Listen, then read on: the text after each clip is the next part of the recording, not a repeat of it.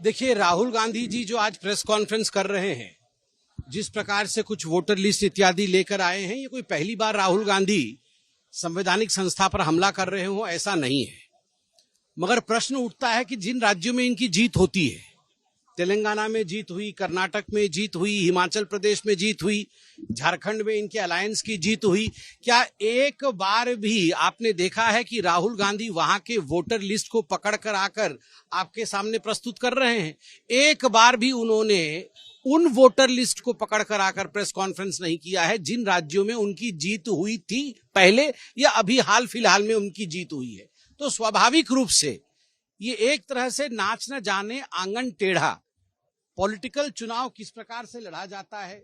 लोगों में उनकी पैठ नहीं है, लोगों में माननीय मोदी जी के प्रति एक प्यार का भाव है क्योंकि उन्होंने अच्छा काम किया है, तो स्वाभाविक रूप से लोग वोट देते हैं।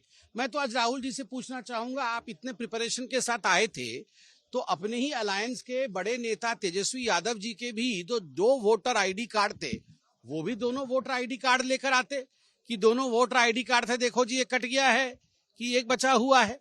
उस पर तो कोई कमेंट नहीं किया है।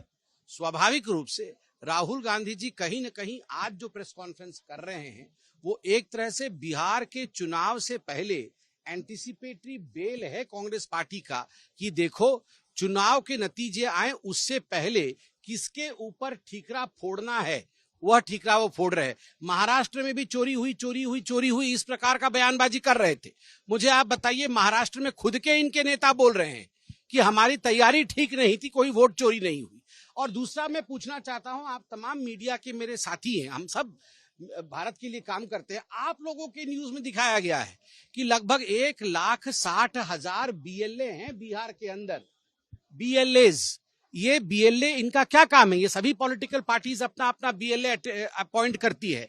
इनका काम है, यदि किसी के घर का ठिकाना ठीक नहीं है, यदि किसी का नाम में किसी प्रकार की स्पेलिंग मिस्टेक है, कोई वोट कटना चाहिए और कोई वोट जुड़ना चाहिए, इन सभी विषयों को लेकर बीएलएस का काम है वो बीएलओ के पास जाके अपने विषय को रखे। मैं आज राहुल गांधी जी से पूछना चाहता हूं, तेजस्वी यादव जी से पूछना चाहता हूं, क्या कारण है कि जब से एसआईआर की लिस्ट आई है 1 अगस्त से, अभी तक एक भी कंप्लेंट आपके बीएलए ने नहीं किया है?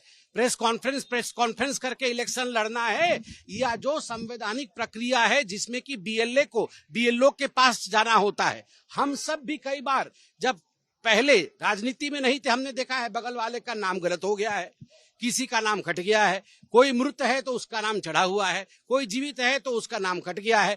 तो बीएलए जाते थे, बीएलओ को कंप्लेन करते थे, नाम कटवाते थे या नाम जुड़वाते थे। इस प्रकार से राजनीति होती है, इस प्रकार से जमीन की समझ होती है। केवल ये प्रोफेसर के पाती या हार्वर्ड की तरह आके यहां पर ऐसे ऐसे करके दिखाने से ये राजनीति नहीं है। हार्ड वर्क करिए,